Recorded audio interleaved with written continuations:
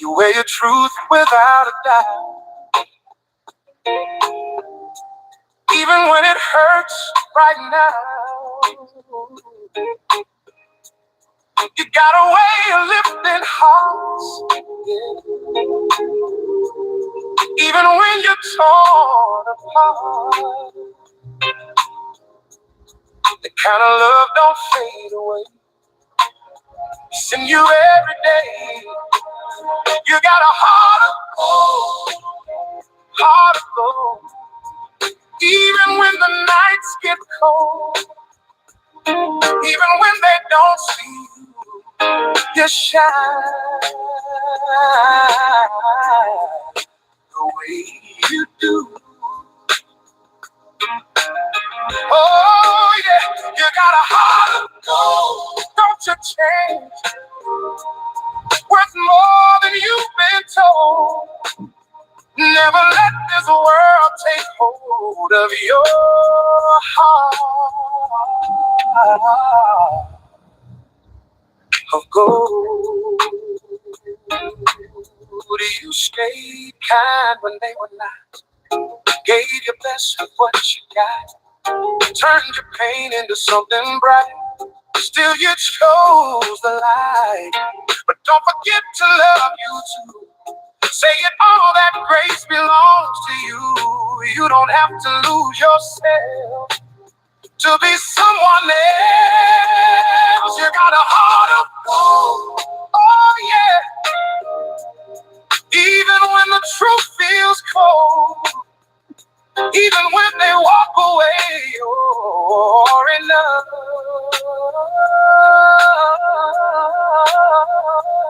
to stay.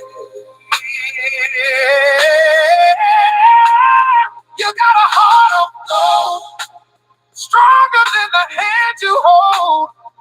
Never let your story fold. You got a heart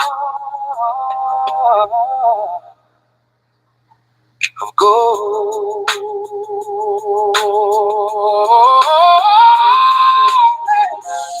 Let that love come back around. You don't have to lose it now. Give yourself what you gave away. Starting today, you got a heart of gold. Shine on more than anything you've been told. Now you're learning to believe you deserve that same love too. You got a heart of gold.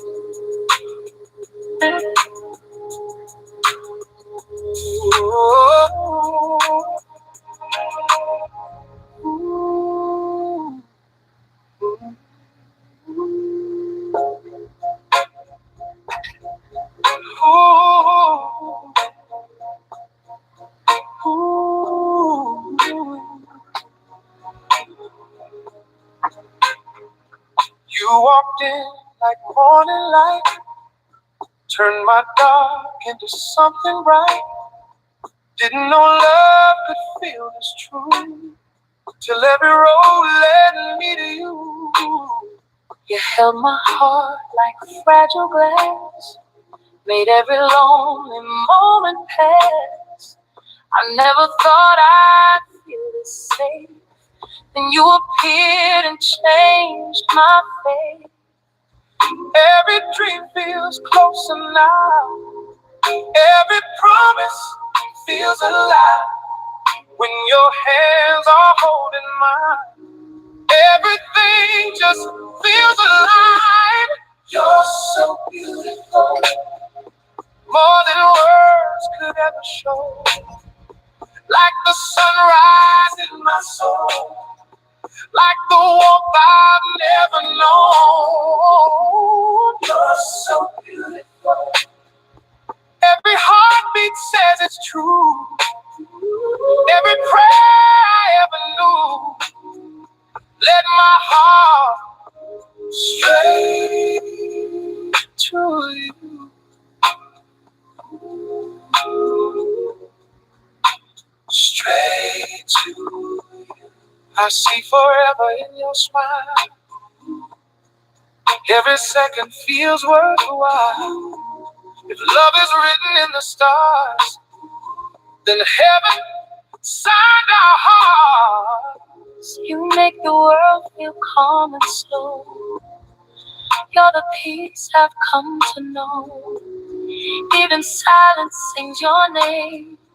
Nothing ever feels the same. If I lose my way, you guide me home. If your skies turn gray, you're not alone. Every fear just fades away. Every night turns into day.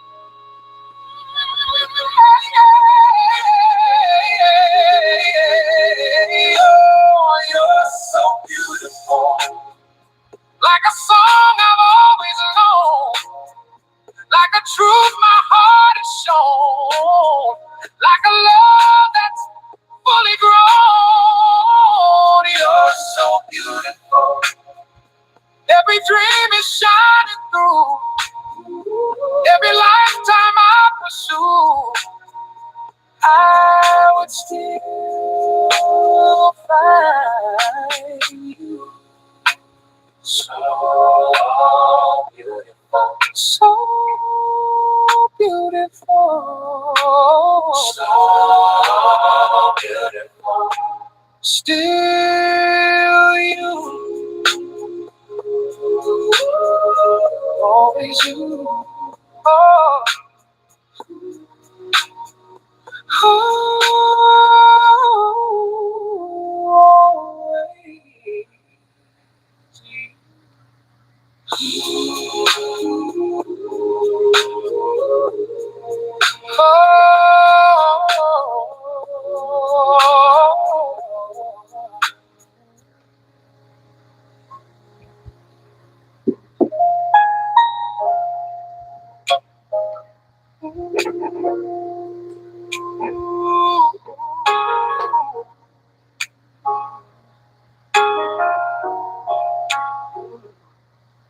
Caught my shine a little too much.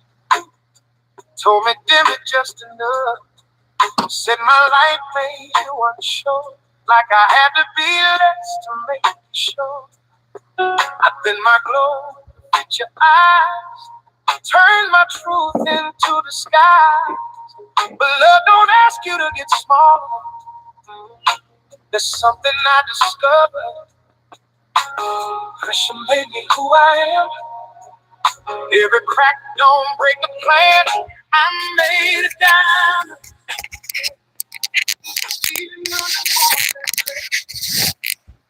Every tear, every scar, it only made me better. You tried to tell me I was too much. Now I know I'm treasured.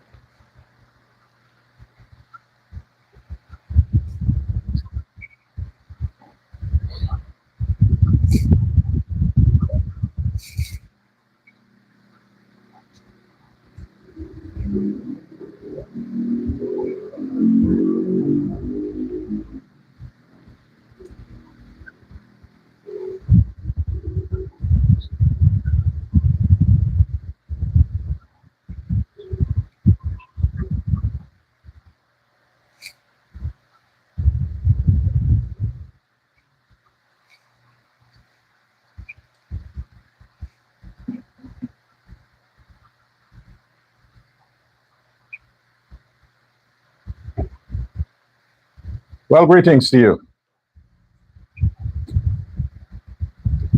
I wanted to continue today Let my heart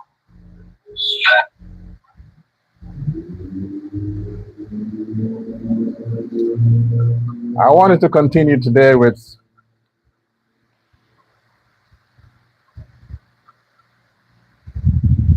What is important to us as a people?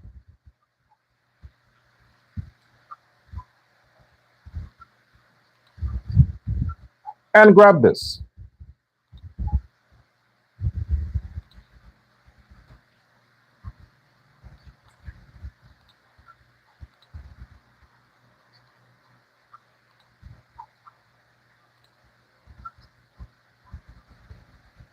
Let me advise you. I am not going to be thrown off topic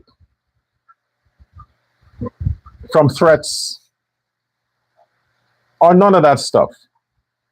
It didn't work before.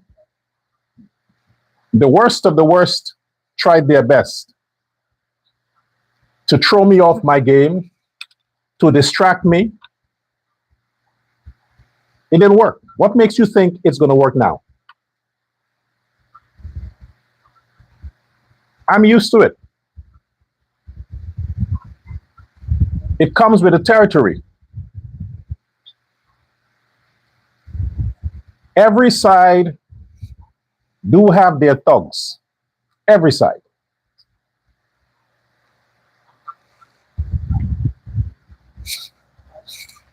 If they don't like what you're saying, they lose their pit bulls, hoping that it will either get you to go silent, to go under the blanket, or get you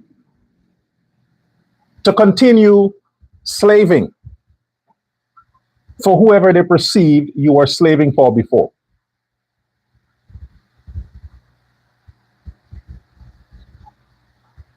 It didn't work in the past. It didn't work yesterday. And I can guarantee you, it's not going to work today nor tomorrow. I am here only exclusively for the interest of my people. I embrace, I supported, I stood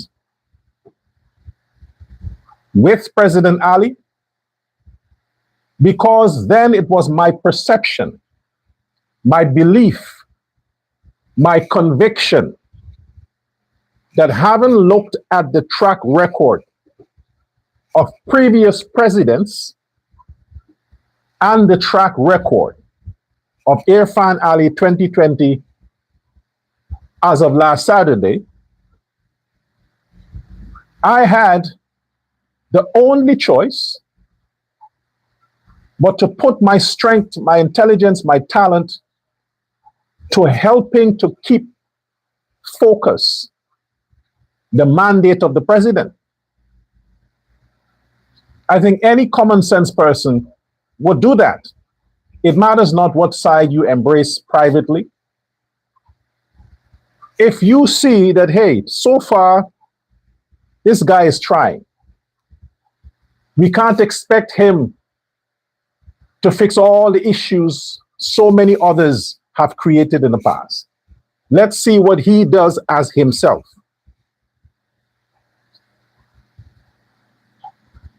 So far, until Saturday, and what I have seen, how I have seen President Ali handle the situation post Saturday, the tragedy,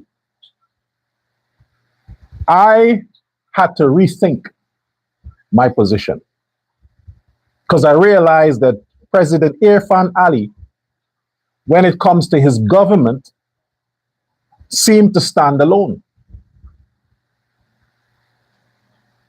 So what are we fighting for? Who are we standing for? We can't be blind in this situation. Lives have been lost. Lives were sacrificed. The president is looking very bad. So many secrets have uncovered. So many corruption was unearthed. This can't be swept under the rug anymore. Accountability is the only thing that can bring closure to those affected. And when I said those affected, all of us, if we are true patriotic Guyanese to the core, we would want to look out for our brothers and our sisters, regardless of their ethnicity. Regardless. Amerindians are people too. They are flesh and blood. They are not stupid. They are not uncivilized. They are not uneducated. They are not prehistoric. They are people who are existing in 2026, just like all of us who are alive right now. Their culture caused them to live their lives a certain way. Their culture, their traditions. But had their traditions be like the rest of us, they would have been not only aggressive, inhumane, poisonous, a social disease, a hazard to the rest of humanity. Because the rest of us, that's how we are. We seek to grab everything, not taking it into consideration that we have one stomach, one asshole. We have to shit one moment at a time. But we grab as if we are the only one who understands the value of money. Nobody else knows the value of money but Edgel. But Juan Edgel. He's the only one that knows the value of money and is willing to do whatever it takes, even sacrificing the lives of Amerindian, people that he spit on. He walks on. The only time he treats them as equals is in his fucking church. In his church. The only time Edgel treats Amerindians as people in his church to get the tithes and the offering. Otherwise, to that, as a minister, he disregard them. Oh, just fix MV Barim and just, let's patch it up. But don't put these boats because they're not ready yet.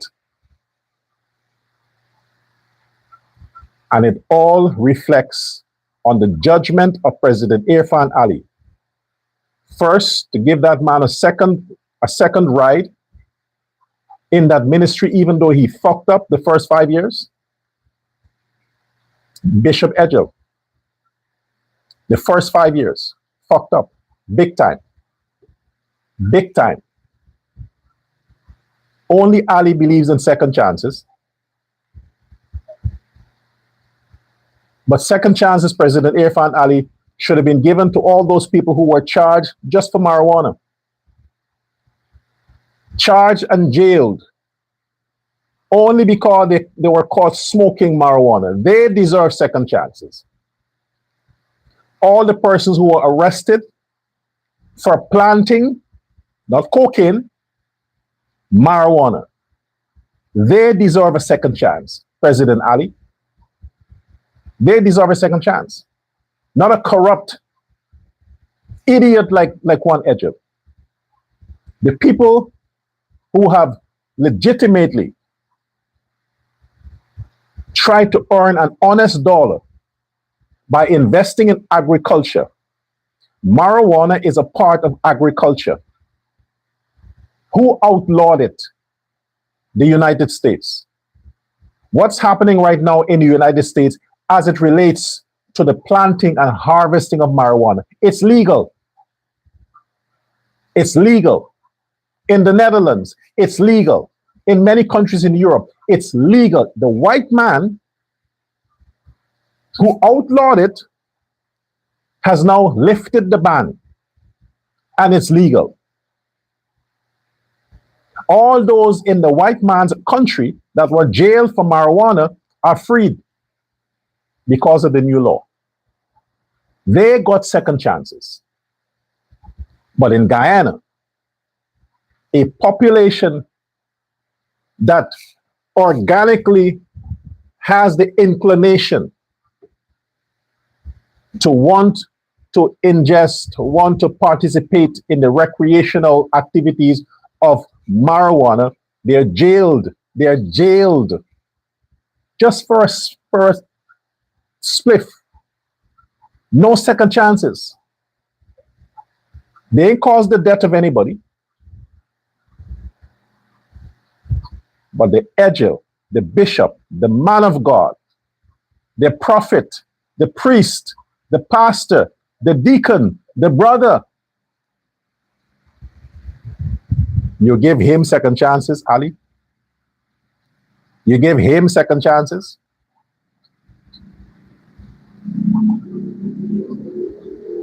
Welcome to the Uncensored Guyana show. I am Dr. L. Prasad. Yes, I'm still Prasad. Still.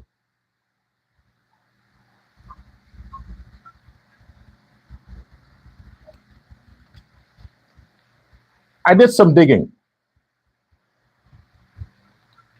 For me, it would be called digging. Because I wanted to get, some figures corrected. So I realized that the MV militia,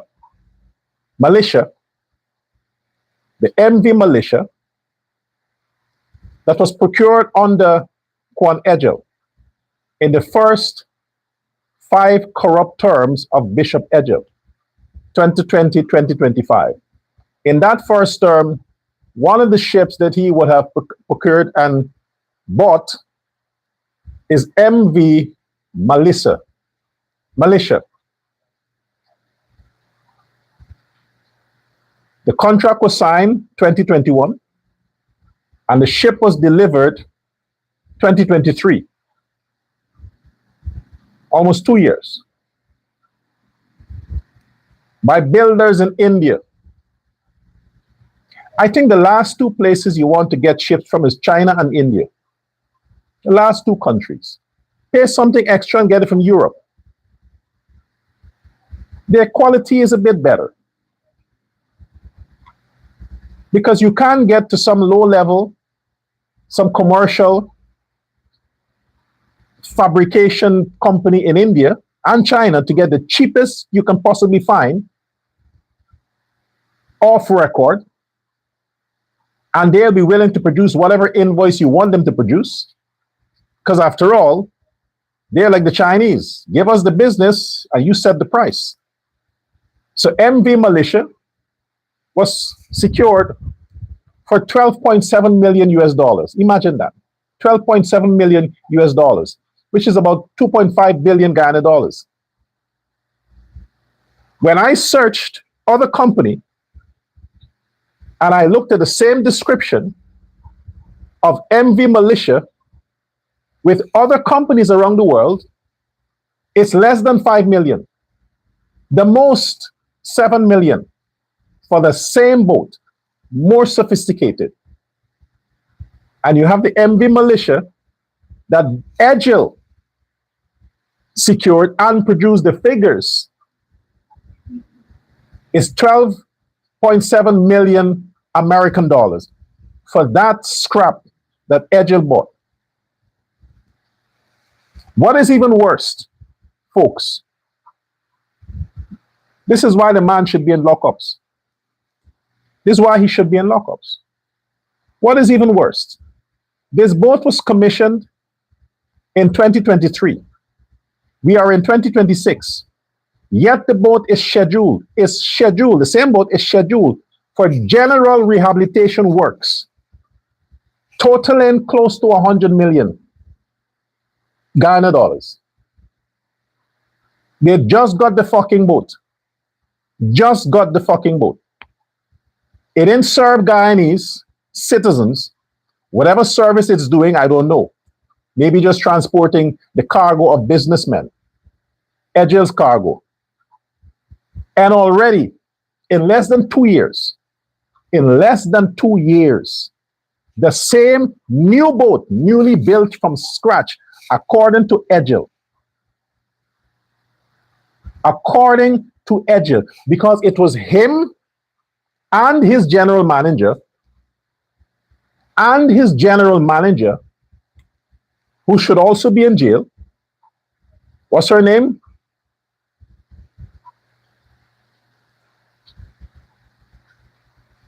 Let me get her name.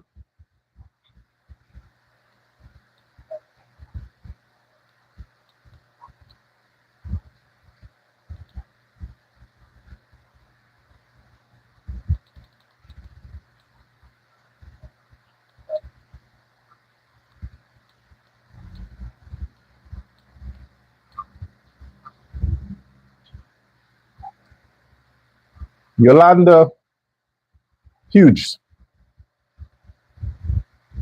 Yolanda Hughes,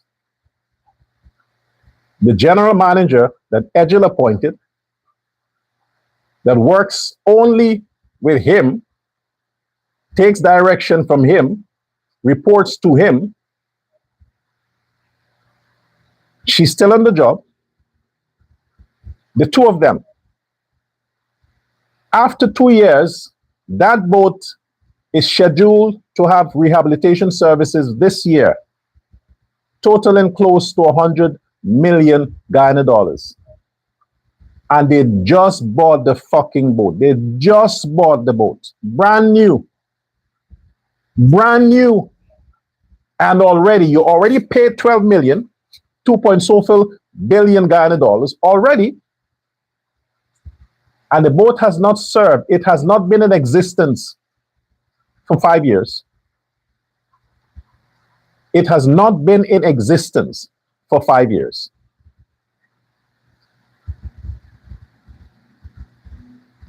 And you are saying the bishop ain't responsible for the sinking of MV Barima? The bishop is not responsible for the deaths of all those Guyanese? When before your very eyes, this man is evil? This man is the most corrupt minister in every government? You're kidding me? This man is obsessed with ships. He likes the water. You just got a boat. There is no public video record of this MV militia servicing people, but it's in service. It's taking routes to the northwest, transporting who and what? Who and what is benefiting from this brand new boat? That this boat has been so exhausted from the tiring terrain, from the rough seas, from in and out, less than 8 hours. Less than 8 hours to go. That it needs to have this massive total rehabilitation after less than 2 years on the water. How many voyages? How many mileage did the engine, a brand new engine, underwent? You want to see corruption? Don't show me land or houses. This is corruption. Let the bishop explain that.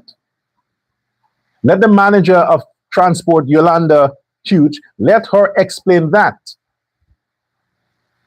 There are people that works under this woman. Maybe she's a side chick of the bishop. There are people that works under her that are afraid to come out.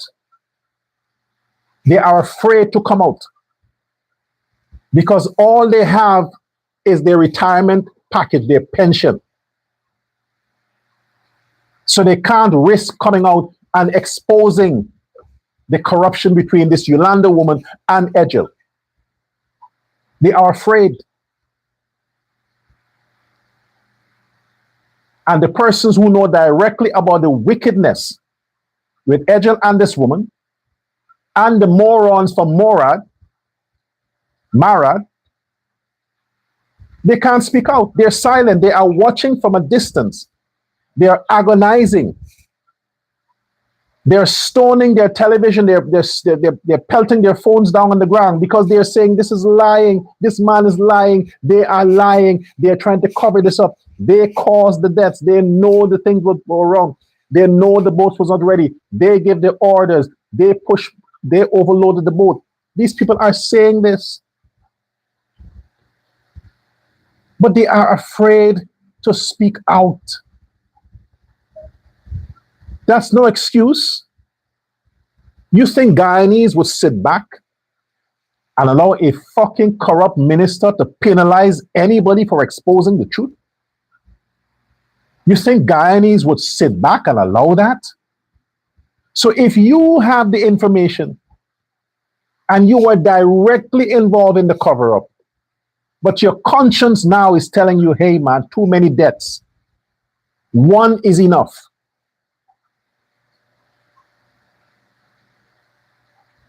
So this can't go on.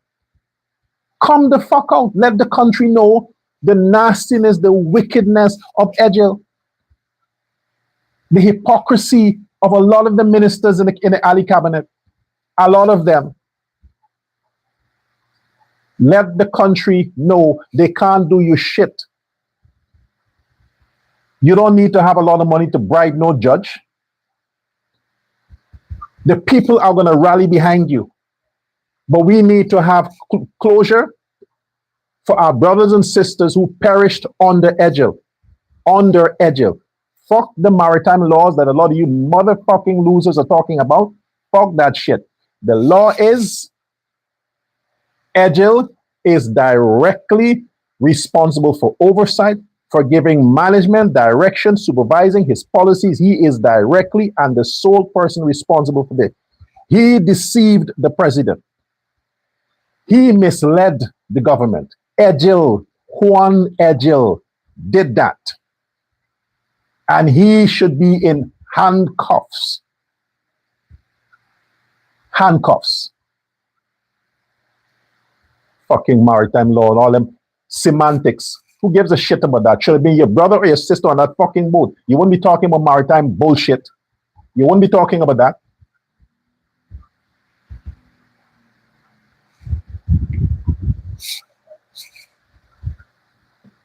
I said go out and protest. Ali wouldn't fire Egil. You should.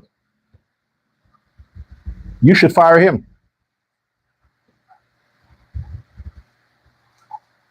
This man is not untouchable.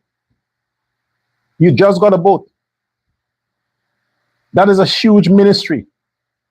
A huge ministry. You're going to give it to some loser like Egil? Some fucking theological pastor that got some Bible study class somewhere and turned the pastor and make himself a bishop? And you think that's supposed to scare people because of the bishop's title? You see this here? That's an official ordination certificate. After a PhD in philosophy and religion, I received an ordination as a bishop.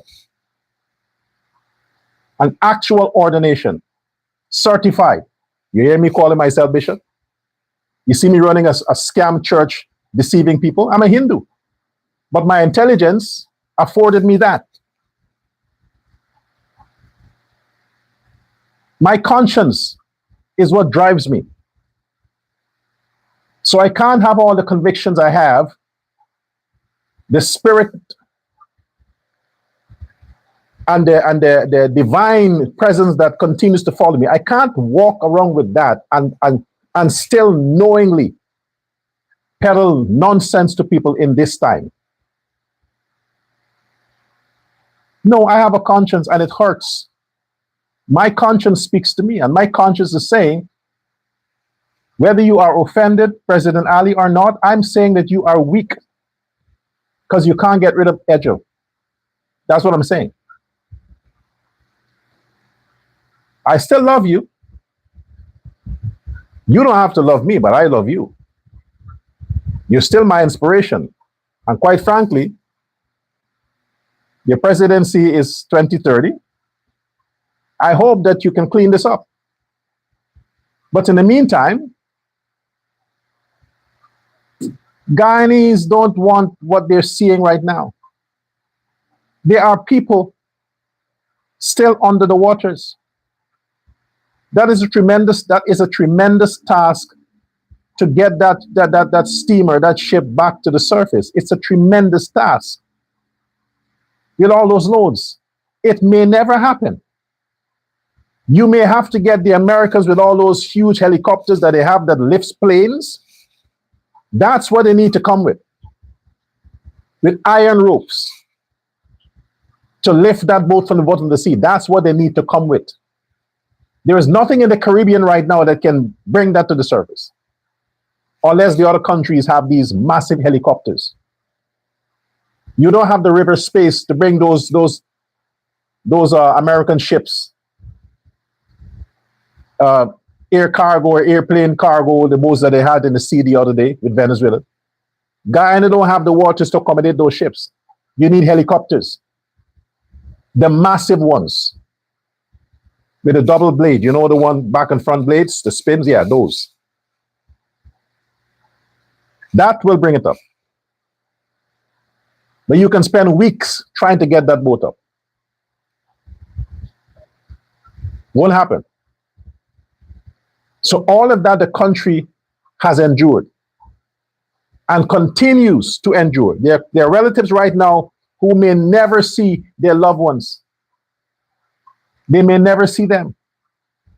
I'm talking about the fact that they're dead. I'm talking about the fact that they can just send them off in a decent burial. Not the crap that the social service minister is pushing on the people. What kind of a burial is that? What kind of a burial is that? Minister of Social Services, Vidya Prasad. Vidya Prasad. Remember I said you should be replaced too? Now you people are still doing the same shit. In a time like this, when Guyanese need some humanity from its government, you still don't give a shit. You're still pushing this nonsense on people, hoping that, what? Black people will say, well, let them treat the Amerindians like that, or Indians would say, well, Amerindians. But you must understand, every ethnicity died in that tragedy. Every ethnicity. The majority might be Amerindians, but everybody perished. You have to treat the dead with some dignity. They didn't ask for it. It's not suicide. They were killed because of negligence from a murderous lunatic.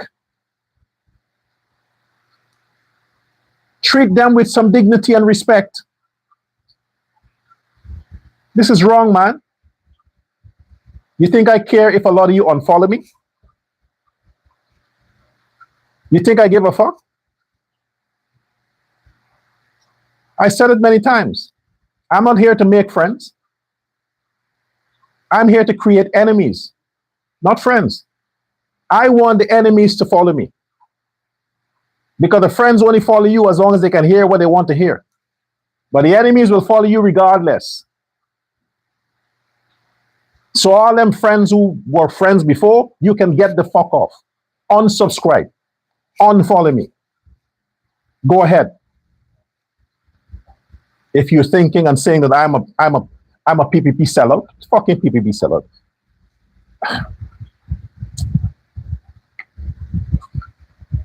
President Ali, we would like you to fire Juan Edgell. The man is a thief. He's a criminal. He's a lying, cheating bishop. It's my opinion. There's so much that he has done, no accountability. Now it has reached the ceiling. This is the breaking point.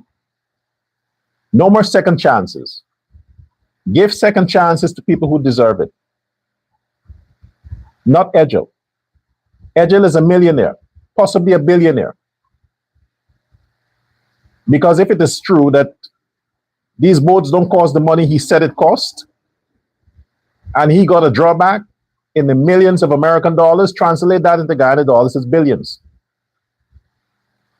They go in broke, and they're not even finished their term yet, but they're billionaires.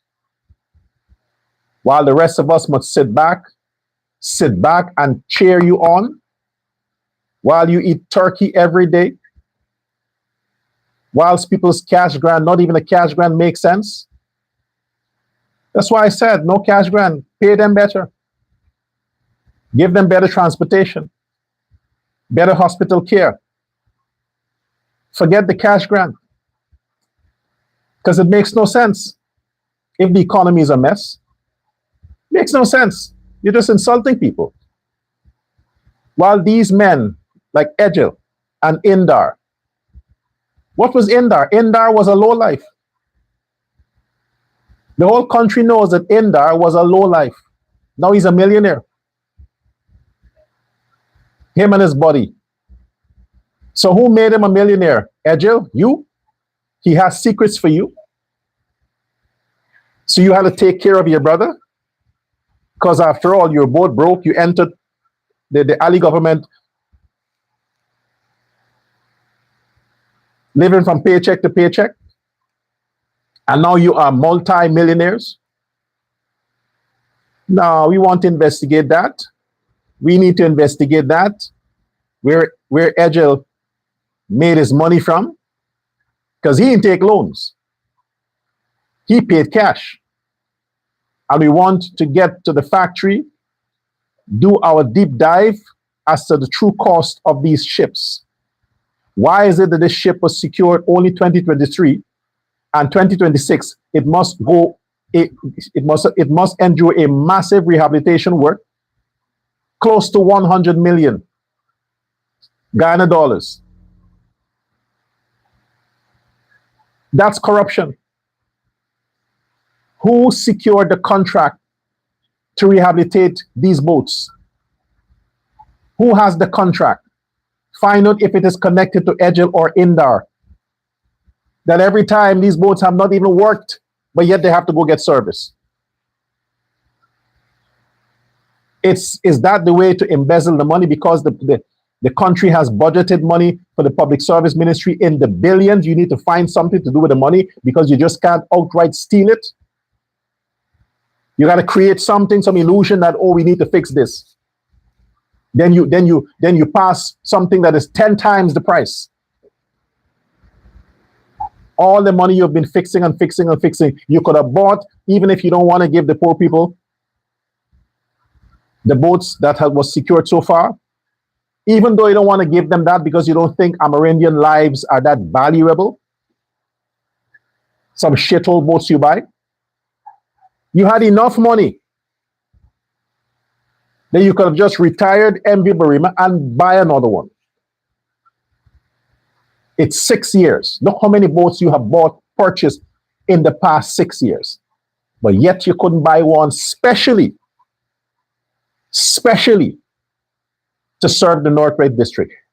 More specifically, the Amerindians. You couldn't buy one. You keep subjecting them to a dying ship and a great-grandfather ship that even with a heart transplant couldn't make it. Even with a heart transplant, he couldn't make it because everything is fucked up. From the kidney, the lungs, everything is fucked up. You greedy motherfucker. President Irfan Ali, like I said,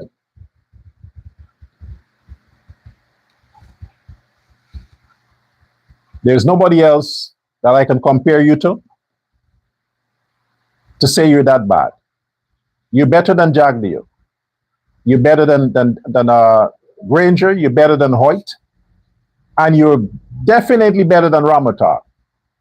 So I can't keep convicting you. My thing is, you are weak dealing with fucking Ejel. That's my thing. People are dead, brother. Our citizens are beneath the surface, brother. And they keep coming every day with lies and more lies and more lies and more lies. It's enough. I said, don't let Ejel show his fucking face on the camera anymore. Don't let them come out and say shit anymore. We had enough of Edgel, man. Just put them in the lockups pending investigation. Don't suspend him with pay. He should be arrested in shame. Kanu did it to you, right, President Ali? When PNC was in power, they arrested you.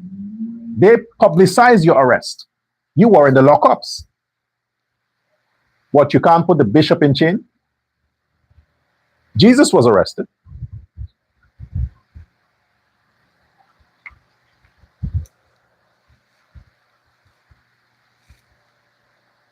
My phone has been ringing tremendously, both my numbers. I don't know how the fuck some of them got my number. People I have not heard from since before the elections. I haven't heard from them.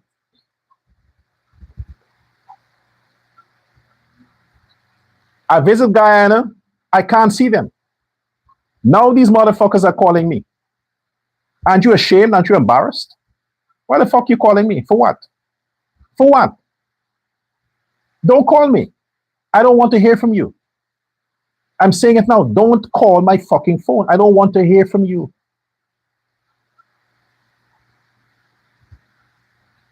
All right? Let me make that clear. I am not calling for President Ali's resignation. I will never do that. He has my support until the end of his term. Ali has my support until the end of his term. I will never betray him like that. For what? For fucking Edgel? For a low life like Indar and Edgel? And the people under them that are corrupt? No, he made a mistake. He appointed the wrong people.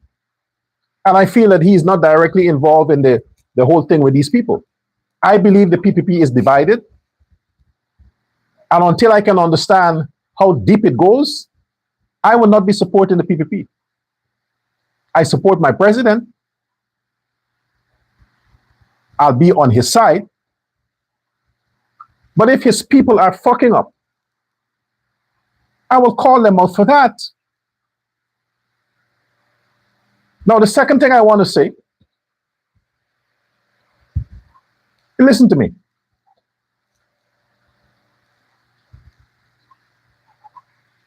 I've talked about Minister Mustafa before. Zulkar Mustafa. I am dealing with something as important as the deaths of my people and the way they are treating our Guyanese citizen in this crisis. The insult with substandard thing and the insult with how they are burying the people and compensation that they're planning to make. I'm insulted by that.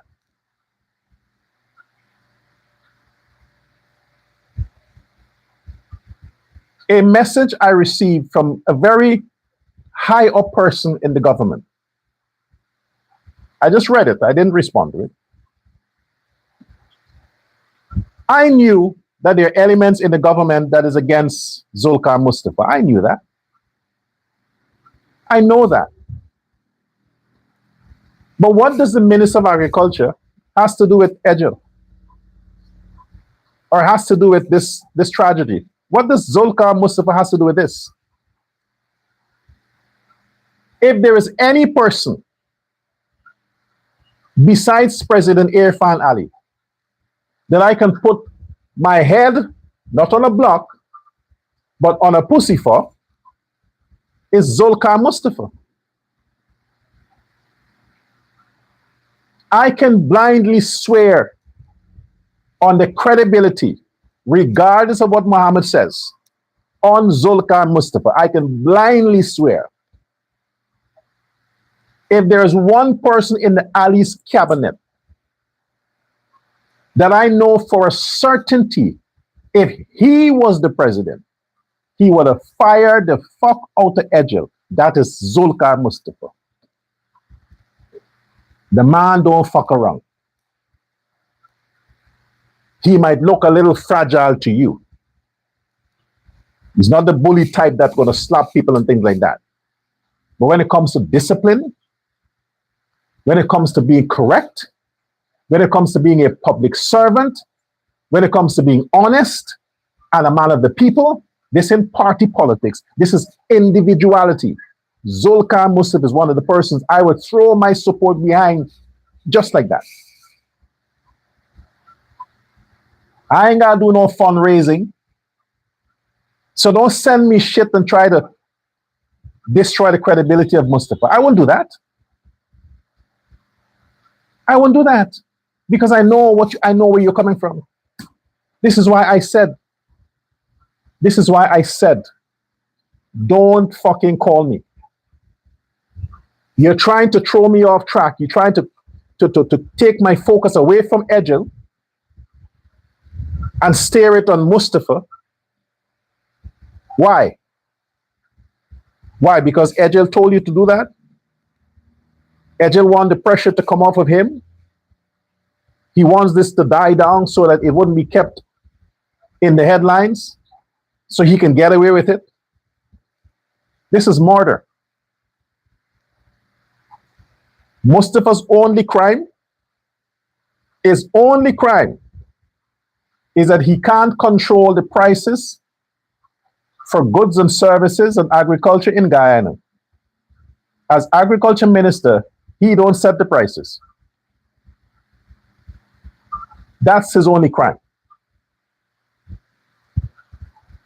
So you can't hold them responsible for the prices in the shop. That is not his fault.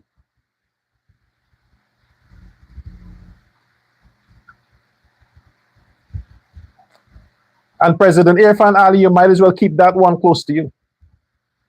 You might as well keep Zulkar close to you. Get rid of Edgel, but keep Zulkar Mustafa close to you. You're looking for the good ones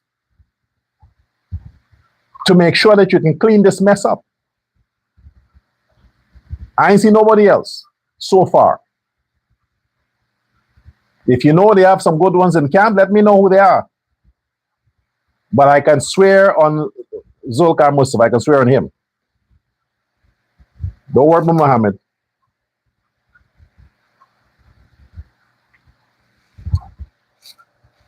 Ajruddin,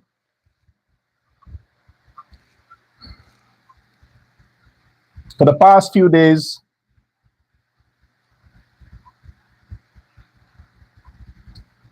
I didn't want to deal with anything about extradition or Team Muhammad or Henna because I'm really hurt by this tragedy. I admire the fact that you tried to do your part as opposition leader. You didn't do like Norton to leave the country and go and chill in America, New York. I mean, unfortunately, you can't leave, but the point is you try to get involved. You volunteered because you weren't hired for that. You volunteered.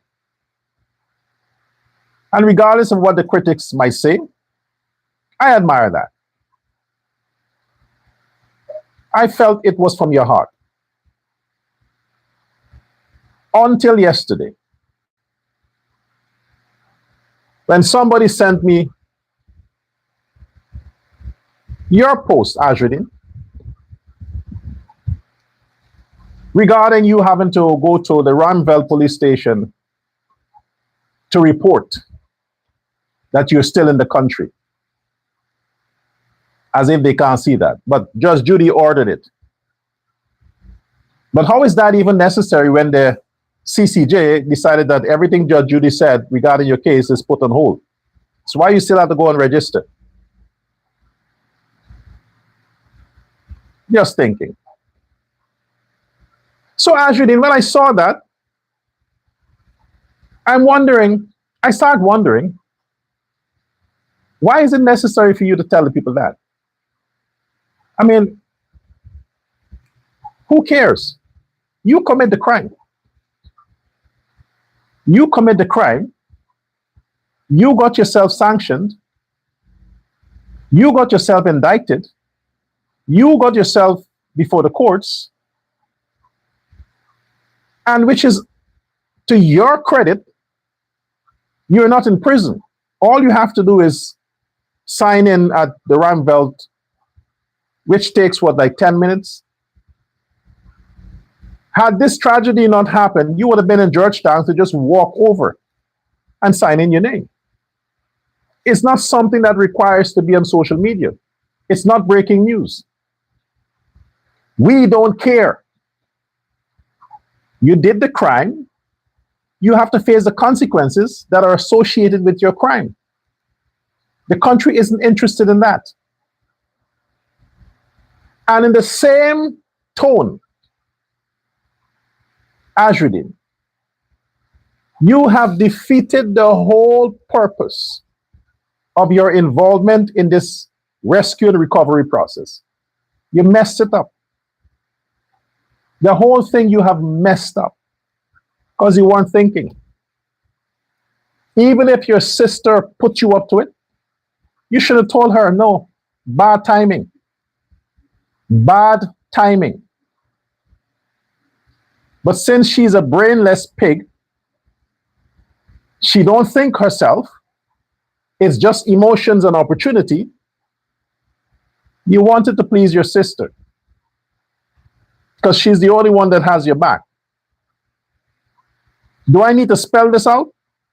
I'll spell it out. You are the billionaire. You put your resources, as we said, to help with this incident. Your resources. You volunteered your salary, as you said, to help the Guyanese in need, which is about $2 million a month. You are a multi-billionaire. We have seen your assets. We have seen your assets. The amount of vehicles you have, Azruddin, blows my mind. Right now, I need to buy a pickup for the Durga Foundation because the services we'll do, I can't use any other form of vehicle. I need to buy a pickup. I have nobody to help me to do that. When I see what you have, I'm like, wow, man, this man is rich. This man is fucking rich. If you sell one of your vehicles, Azruddin, you can comfortably cater for the 179 total count of individuals who are affected by this tragedy, dead and alive. Just one. Just sell it. That's how rich you are. To know that a billionaire like you, in not just assets, but cash, can have your sister put you up for your political organization. This is supposed to be illegal. It's supposed to be illegal. But for the WIN organization, We Invest in Nationhood, to start a GoFundMe to raise money to help victims of this tragedy. The search and rescue, the rescue is over, but the search and recovery is not even halfway yet. And already your sister talked you into starting a GoFundMe to raise money for who? For who? The victims of this tragedy? A billionaire? You don't have a foundation. Your political party you are putting up to this because of an advice from your sister, and it's already done. You're already doing fundraising via your political party at a time like this. And all the time, I thought this is from the heart. I thought you are doing this from the heart. I thought your family, whoever has shown interest in this, I thought it was from the heart. I didn't realize that this was opportunity. to get political sympathy, and now to make money. When would it be enough? How can you exploit this situation here, Mr. Muhammad, for money? This is what's happening. I listened myself, and you announced it yourself that your sister on the wind arm of the United States has a GoFundMe to raise money for the victims. Who gave you that initiative one on order? Now I can say the intent is to make Irfan Ali look bad. Now I can say that. You are a powerful man, Ajruddin. You have a very powerful, influential platform. When you can come out and say that you had to start a GoFundMe to help the victims of this tragedy, and you are telling people to support, to send money, there are many people who may not be privy to what President Ali, via the Ministry of Social Services, is doing for these victims. They would not have access to that. They wouldn't know that the government is doing things for the victim. They wouldn't know because your platform is bigger. They hear you first. So they're thinking, damn, a rich country like Guyana, the opposition leader has to do a GoFundMe for Amerindian victims or victims of this tragedy? Shame on Guyana.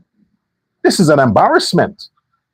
What are they doing with all the money? My gosh, this is terrible. Is that how they treat their citizens? That's the perception you're pushing. You need to take down that page. Things are already bad for you. I was willing to give you a break. I was willing to do it because I was touched, thinking that what you did was from the heart. But to come out now and is capitalizing on that to raise money more than what you already have, Ajruddin, you have the cash. If you want to help these people, you can go in your pocket and give to them. You can afford it. You have the money to do that. This is one of the times you can claim you did charity. You ain't got to pay taxes. Even if you take 100 million and divide it to all the people, it wouldn't make a dent in the monies that you were alleged to have owed the government, it's the state. It won't make a dent. That will be forgiven. That figure will be forgiven. It's better to use your money to help the poor like that than to pay lawyers. Because the lawyers can't get you off. The poor might stand behind you. But that's a stupid move. Your sister deceived you. She ill-advised you. That was wrong. That is way out of line.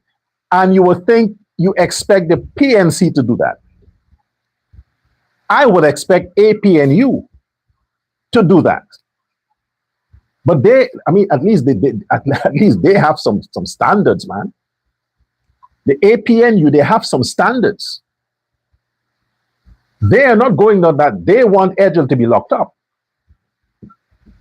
They are pushing the government to do more for the people. And to know that you and your sister can come up with a scheme to make some easy money using this tragedy, it's an embarrassment. It's an embarrassment. You can't explain this.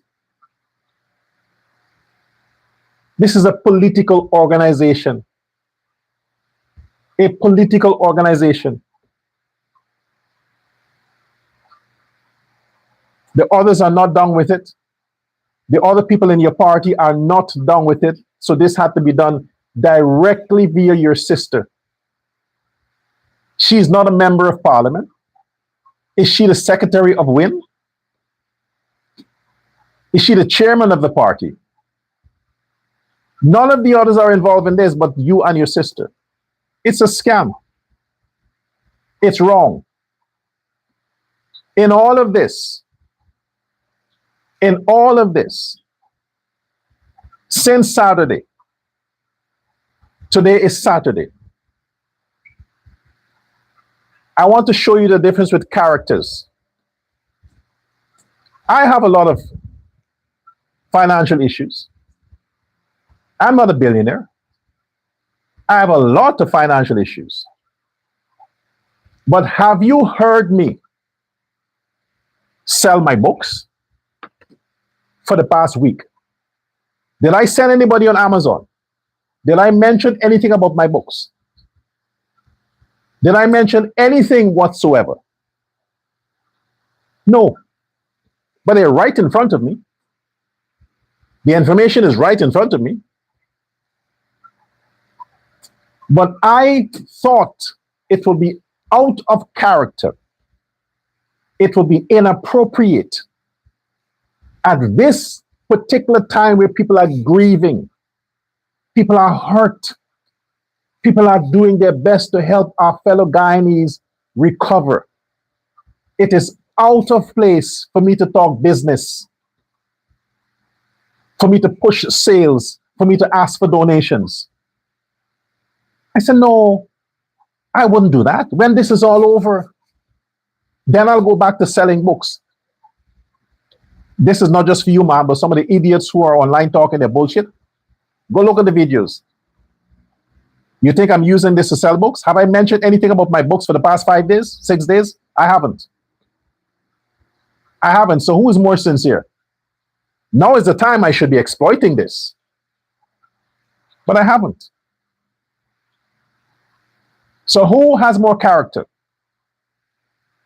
Who's more sincere? The billionaire opposition leader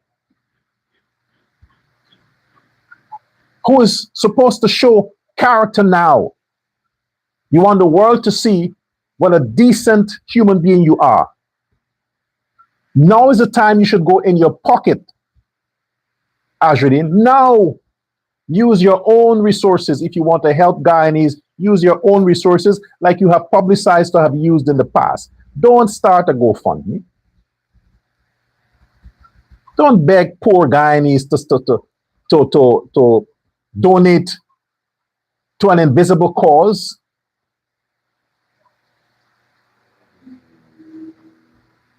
Yes, the government has covered all the expenses for the burial of these people. I'll give them that. Wait and see what happens afterwards. I said I need every person to have 10 million Guyana dollars. That's what I said. That's what I said. If I was president, based on the condition of my mind, and I know that we can afford it, I would order my minister to give the families, the individuals that money. I would do it. In my capacity now, I'm saying that should be done. But I'm not the president. I don't know the state of the finances. I'm not in the treasury. I'm an outsider looking at what the country is earning. I'm looking at the budgets. I'm looking at the projects. And based on that, we have the money. We can afford to compensate these people. But let's take it one stage at a time. You recover the lost souls. You recover the lost souls. You put them to rest. You put them to rest. You take away that burden from the relatives to have to bury their dead. Those who may have lost their supplies whilst the boat may go down.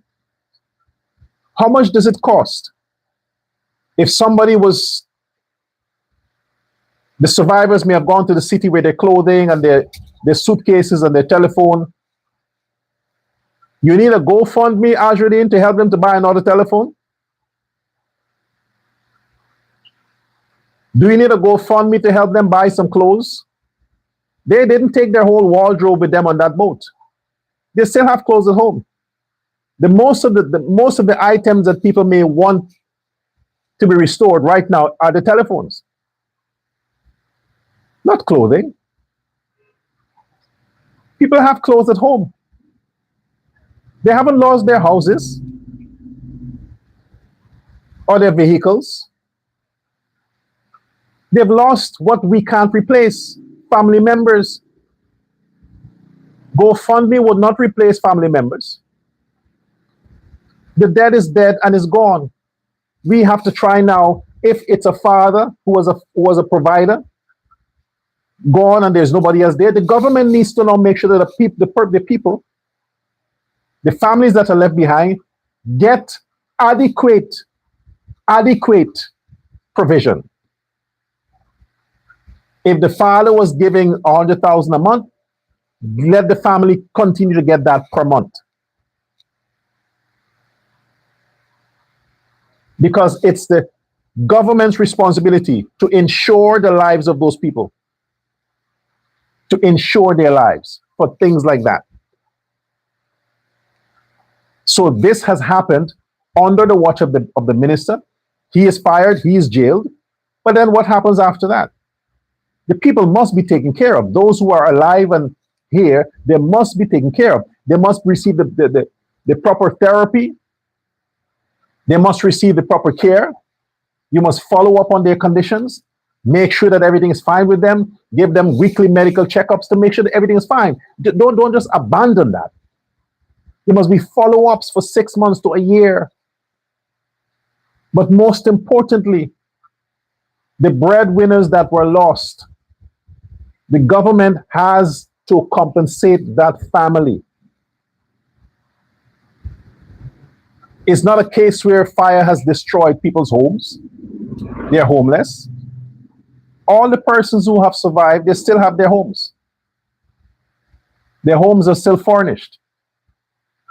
What they may need immediately, they may have lost their telephones on a sea. You help them to get it. Donate the telephones to them. But to say you need a GoFundMe to help people to buy clothing and telephone, what else? It's disappointing, Mr. Muhammad. It's very disappointing. I'm now convinced that it was not from your heart. You just did it because of it looks good. But we still have people out there, volunteers from different countries, volunteers from Guyana, fishermen, military individuals, looking for people who are not their relatives, but fellow Guyanese. They deserve the credit. There's nobody else out there starting a GoFundMe to help anybody. The same thing they did with Adriana Young. They exploited the dead child. Now they're looking to do the same thing now. It's wrong. We don't do that. It is especially not a billionaire. Especially not a billionaire. It is wrong, and it is a breach of conduct. It is a breach of code of conduct, of ethical conduct. As a leader of the opposition, it is a breach.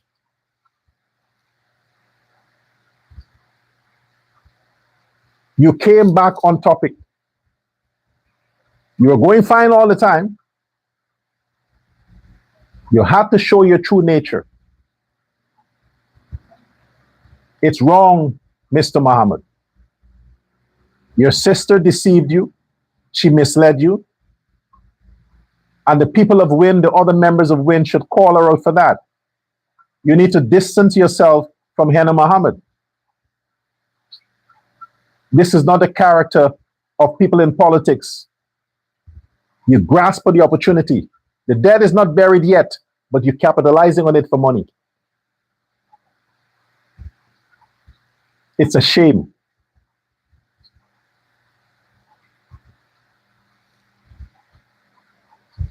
Mr. President,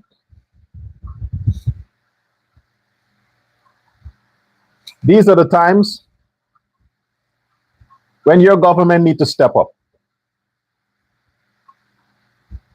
Your Minister of Social Services, the persons you have tasked to make sure that these relatives and these family members, the survivors, are properly taken care of.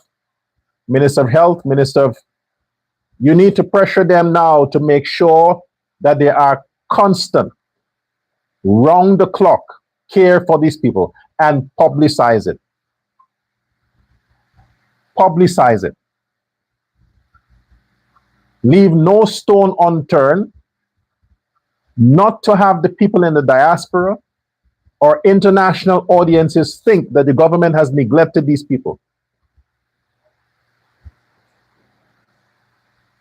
Give them dignified burials. The same way if somebody dies, they get a ceremony, they get a church service. Every person who suffered and the government is sponsoring their burial or cremation, whatever it is, it must be dignified, dignified. Don't just dig a hole and dump them in there. Don't do that. Treat them with respect. The living and the dead with respect. They are your citizens. It is under your government, under your idiot, lunatic minister, these debts occurred. Jail the bishop and his manager and all the persons that are responsible for this. Clean the swamp. That's what we require. And we need to get that now.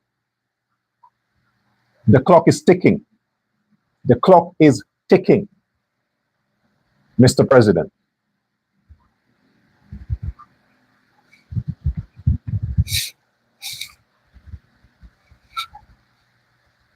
I wasn't planning to say much today, so I'll leave it there.